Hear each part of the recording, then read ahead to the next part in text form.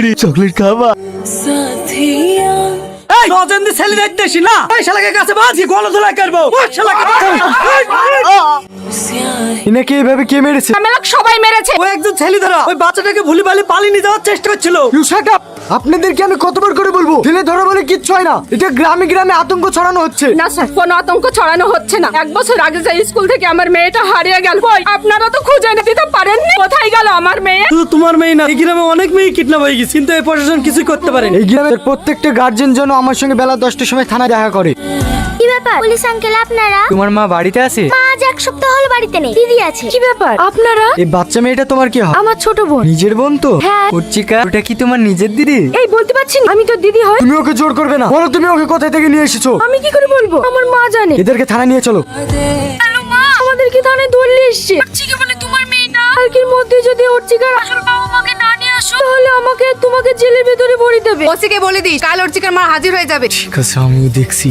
কিছু বলবেন? আমি অর্চিকার মা, আপনারা নাকি আমাকে ডেকেছে। আপনার মেয়ে ওই বাড়িতে কেন ছিল? আমরা গরিব মানুষ, মেয়েটাকে ঠিক মতো খেতে বইতে দিতেও পারিনি। ওদের বাড়ি গিয়ে যদি একটু খেয়ে পড়ে ভালো থাকে। ওই দেখেন আপনার মেয়ে চলে এসেছে। ওরে আমার সোনা, ওরে আমার মধু। চিকা, এটা কি তোমার মা? না, এ আমার মা না। পূজা, ওকে লকআপে ভরো, তারপরে দেখছি। বলছি অর্চিকা যে বাড়িতে থাকতো না, ওই বাড়ির মেয়েটা আমাকে 10,000 টাকা দিয়ে বললো অর্চিকার মার সাথে যদি ওকে ছাড়িয়ে নিয়ে আসি আমাকে আরো 10,000 টাকা দিবে। তাই আমি টাকার লোভ সামলাতে না পেরে। এই বাড়ির লোকজন কোথায় গিয়েছে? কোথায় গেছে আমি কি করে বলবো? ওরা কি লোক ভালো নাকি? কোথায় কোথায় থেকে সব বাচ্চা মেয়ে নিয়ে আসে, একটু বড় হলে আবার কোথায় দিয়ে আসে। I see. বাহ মাসিবা, তুমি অনেক মেয়ে দিয়েছো, কিন্তু এরকম মেয়ে কোনোদিন দাওনি। 10 বছর ধরে মানুষ করেছি আমি, 20 লাখ টাকা বলেছি, 20 লাখ টাকাই লাগবে।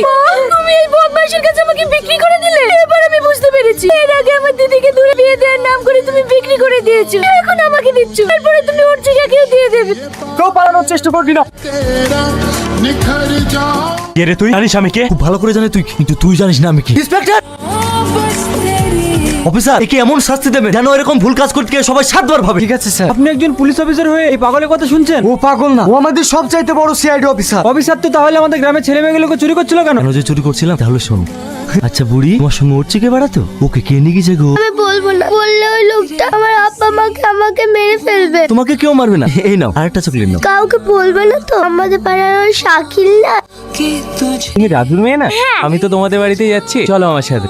তারা বুড়ি, আমি যে মেয়েটাকে গাড়িতে করে নিয়ে যাচ্ছি কথা কাউকে বলবে না, আর যদি বলো তাহলে তোমার বাবাকে আর তোমাকে শেষ করে নেব। ঠিক আছে, বলবো না।